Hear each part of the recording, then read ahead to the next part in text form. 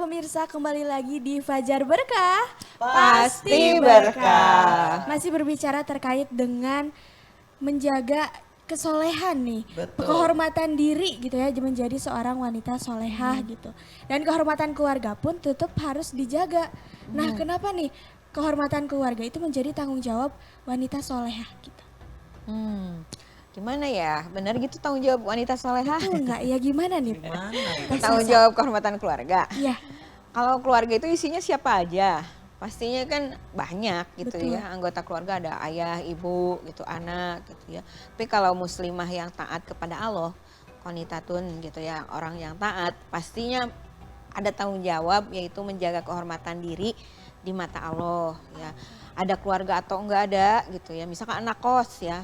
Kan anak kos itu jauh tuh dari orang tua ya. Iya. Rata-rata kan mereka karena mendekatkan diri kepada kampus gitu ya. Tapi harus ada tanggung jawab kan bahwa dia itu di mata Allah sebagai muslimah yang taat gitu ya. Oke. Sholat tepat waktu gitu kan. Kemudian juga dia selalu memakmurkan masjid gitu kan.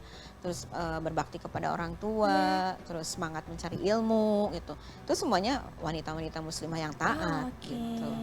Berarti tanggung jawab bersama juga ya untuk menjaga kehormatan Iya. keluarga. Cuman memang kadang kalau udah ada punya anak perempuan ini yang paling takutkan katanya jangan kemana-mana, jangan kemana-mana gitu. Iya. Takutnya mencoreng nama keluarga gitu. Kalau laki-laki kan dibebaskan aja gitu. Gitu kadang gitu ya Teh Sasa kalau di keluarga takut nantinya katanya tanda kutip hamil di luar nikah, memalukan keluarga gitu. Kenapa selalu dikaitkannya memang perempuan terus ya Teh Sasa? Betul. Iya. Kenapa ya? Nah ini karena wanita itu menurut keterangan hadis yang sahih ya di akhir zaman jumlahnya lebih banyak gitu. Maka dieksposnya wanita ya wajar lah gitu ya, kemana-mana kan wanita kelihatan kok nggak ada mahramnya nih gitu, ini ngapain gitu. Tapi kalau di dalam Islam selama dia itu memang alhamdulillah ya mencari ilmu gitu kan, silaturahmi gitu ya, kemudian juga dia tadi fungsi sebagai anak yang berbakti pada orang tua, takut kepada Allah, sebagai istri dari suaminya gitu ya, sebagai ibu dari anak-anaknya. Fasilitas Allah tuh, bumi Allah yang luas ini ya dipergunakan gitu. Jangan sampai seorang istri itu memikirkan bahwa aduh saya nggak bisa kemana-mana nih gitu ya. Memang wanita solehah itu sholat wajibnya saja yang lebih utama itu di rumah. Tuh, kalau laki-laki di masjid berjamaah. Makanya tapi laki-laki jangan lupa juga pulang ke rumah terus bisa mengimami istrinya gitu. Jadi memang wanita soleha itu dalam artian dia tahu gitu batas-batas tadi hijab auratnya gitu kan, menundukkan pandangannya gitu. Kemudian juga dia menjadi anak yang berbakti gitu kepada orang tua gitu, selalu mendoakan gitu, selalu menjaga cita-cita orang tua baik masih hidup ataupun sudah wafat. Dia tuh selalu menjadi penyambung ya kebaikan orang tua. Karena orang tua itu biasanya kan berharap anaknya itu jadi lebih baik dibanding dari dirinya gitu. Betul. Gak hanya anak laki-laki saja gitu ya. Kan laki-laki tadi, laki-laki mah biarin aja, kan aman-aman aja dilepas, enggak juga gitu ya. Dan tetap aja harus kuat iman ya. Karena pilih-pilih pergaulan terutama sih. Kalau udah pergaulannya terjerumus, rata-rata itu kasihan nanti anaknya juga ya, masa depannya dunia dan akhiratnya itu orang tua tuh sedih banget kalau Oke, betul. pergaulannya yang tidak bisa memilih dan memilah gitu. Pergaulan Oke. itu kata Nabi ibarat ini kalau kamu bergaul secara minyak wangi itu dapat harumnya, tapi kalau yang buruk itu kena api itu terpecik dan terbakar gitu. Oke. Jadi memang pergaulan itu sangat penting ya. Lingkungan ya. Iya lingkungan, juga kemana sangat kita penting. mau ketemu siapa itu doa dulu lah, Betul bismillahirrahmanirrahim. sekali. Kalau Allah la haula wala quwata illa billah gitu. Kalau ketemu teman ucapin salam gitu. Kalau waktunya sholat yuk kita sholat dulu. Jangan sampai ini mah nge-mall bisa gitu ya. Dari sejak pagi, siang, sore, Sampai malam, malam. Mau sampai tutup lagi. toko. Dari buka toko sampai tutup toko bisa. Tapi ke musola mall nggak bisa. Bisa, padahal waktunya sebentar ya. Iya. Katanya. Menyempatkan waktu. Nah, pasti kalau misalkan dalam berkeluarga itu kita pengen keluarganya damai nih. Iya. Nah, bagaimana sih caranya agar seorang muslimah itu dapat menjaga keamanan dan ketenangan dalam rumah tangga? Sekarang ini yang udah nikah ya, aduh Iya. Teh Ririn mah nikah banget, tuh kayaknya kebelet deh. Beda. Banget nikah nih Teh Ririn. Mencari tips and trick nih aku teh. Ya kalau wanita muslimah yang sudah menikah ya cepat pulang ke rumah gitu. Maksudnya kondisional ya, kalau dia keluar itu kan tadi banyak-banyak dia untuk menimba ilmu, ya silaturahmi. Kemudian juga dia ngurus anaknya. Kalau pergi ke sekolah kan biasanya mama itu suka kuncen. Tahu kuncen? Juru kunci.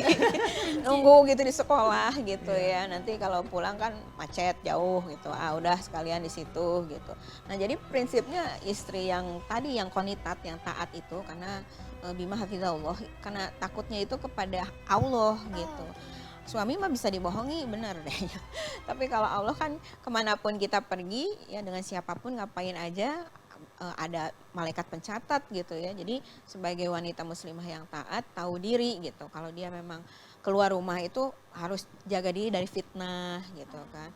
Jangan juga bersolek tabaruj ala jahiliyah gitu. Dia boleh rapih, cantik ya.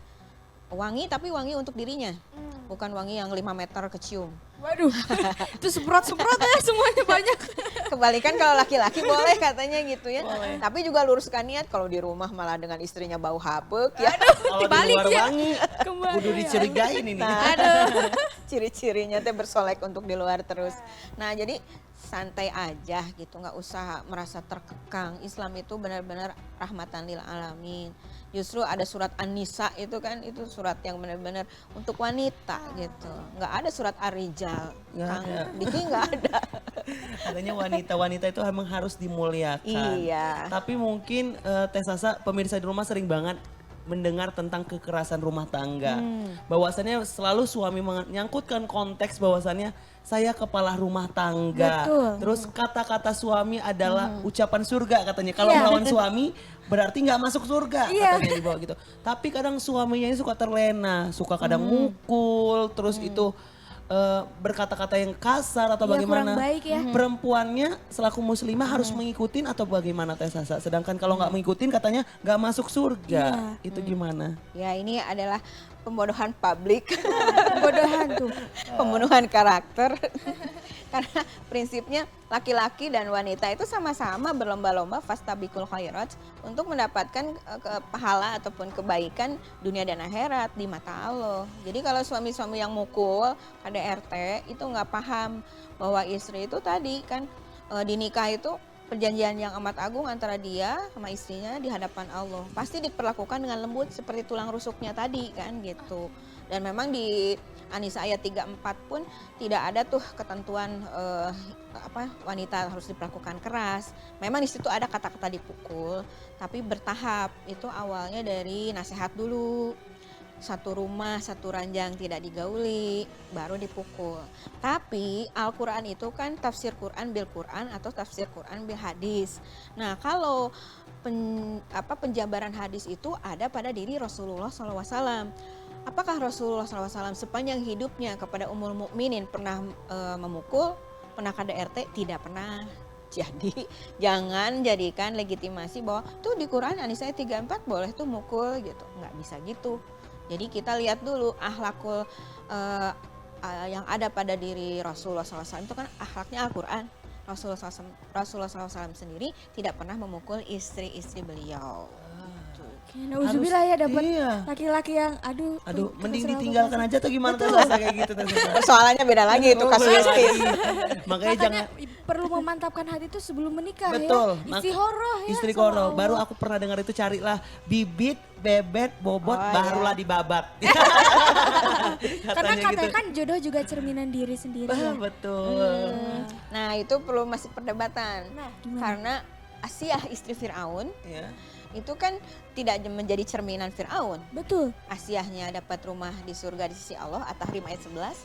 Tapi kalau Fir'aunnya kan benar-benar dia itu diabadikan ya, sampai jasadnya pun sekarang ada tuh di museum. Masih utuh Ya di katanya. museum di Mesir itu bahwa dia memang orang yang benar-benar udah diazab oleh Allah gitu, bahkan dikerak neraka gitu. Kulit badannya masih utuh. Waktu kemarin saya ke Mesir melihat langsung itu mumi Fir'aun Kasihan banget. Astagfirullahaladzim. Tapi setelah ini kita bakal berbincang-bincang lagi nih. Masya Allah sekarang pembahasannya juga luar biasa menarik. Betul. Nah buat teman-teman di rumah kalau misalkan memang mau tanya juga, boleh langsung kontak di bawah ini 0813 9447 7912. Jangan kemana-mana, tetap di Fajar Berkah. Pasti berkah.